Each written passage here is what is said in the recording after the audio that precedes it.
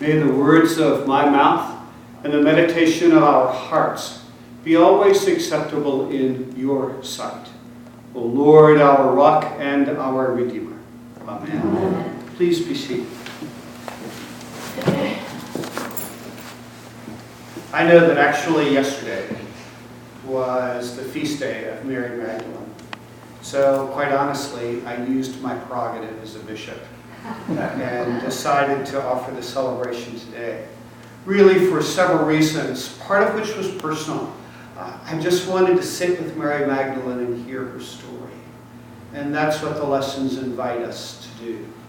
To read them not just merely as antiseptic historic records, but rather as chronicles, real stories about real people and the impact that God has had on their lives.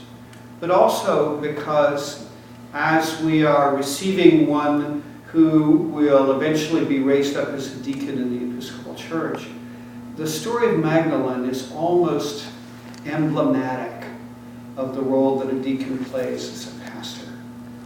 It begins with her own restoration and what happened as a result.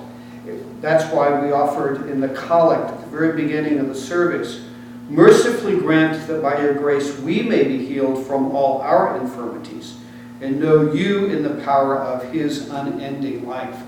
That in many ways, anyone who has been broken, downtrodden, misunderstood, lived with deep places of shame because of things that have happened to them, find the story of Mary Magdalene extraordinarily comforting.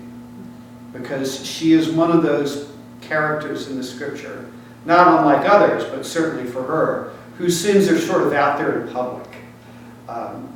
The Bible's really very clear. She's the one out of whom Jesus cast 7 demons, for example. It is often assumed that the woman who comes to Jesus, breaks up in essence a dinner party of all men, comes in and begins to pour out on his feet costly ointment, wiping his feet with her hair and her tears. That takes courage, to say the least, to operate in that way. And in many ways, the desperation of what pain does to us is in fact meant to drive us to Jesus. To, in essence, be as bold as she is by, in essence, breaking into his presence regardless. It is not dissimilar to the story of Jacob, who wrestled with an angel who said, I will not let you go until you bless me. That kind of tenacity is absolutely appropriate for those of us who wrestle with God in prayer. And more often than not, it is our hunger and our pain that drives us there. But as we experience the healing and the grace and mercy of God, we're immediately invited, because it's never just for us that we are healed and restored, for God to actually use us and our stories to minister to others who are going through the same places of pain, which is why we have the epistle reading, where Paul says, we go through this pain for what? For your consolation, for your salvation, that you also might be comforted with the same comfort. And therefore, the stories of what God has done in our lives become not merely private stories to treasure, but actually become tools that we share with others in ministry. And it is in the sharing of those stories that also requires a certain level of courage to open our heart in that way to other people, to invite through what has happened to us by the power of God, to be invited into the same place so that we also can know that same consolation, that comfort and that mercy and that grace that comes from God alone.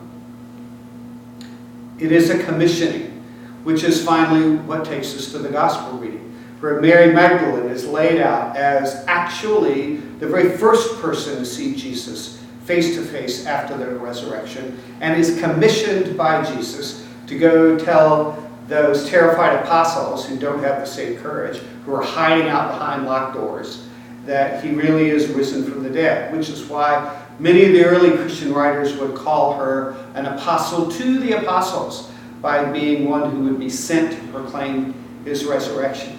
It's an extraordinarily radical act. The church is still catching up. How many thousands of years later? To the role that Jesus invites women into as well as men in terms of leadership and to be heralds of the gospel.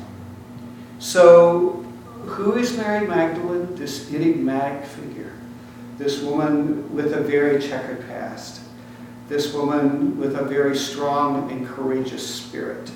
This woman of tenacity, and this woman who is a proclaimer of the gospel. She is, in fact, a consolation to those of us who are in places of pain, that if the Lord can restore her, he certainly can restore us.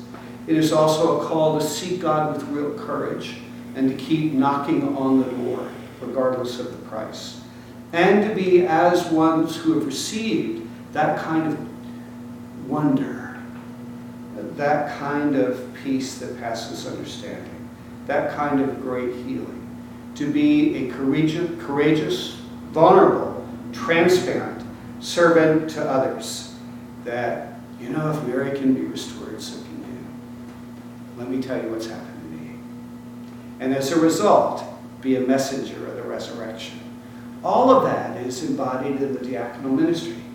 But it is actually also embodied in all of us who call ourselves servants of Jesus. Because we're never, ever invited into the mercy of Jesus merely for ourselves, but so that God might use us in the lives of other people. Amen. Amen.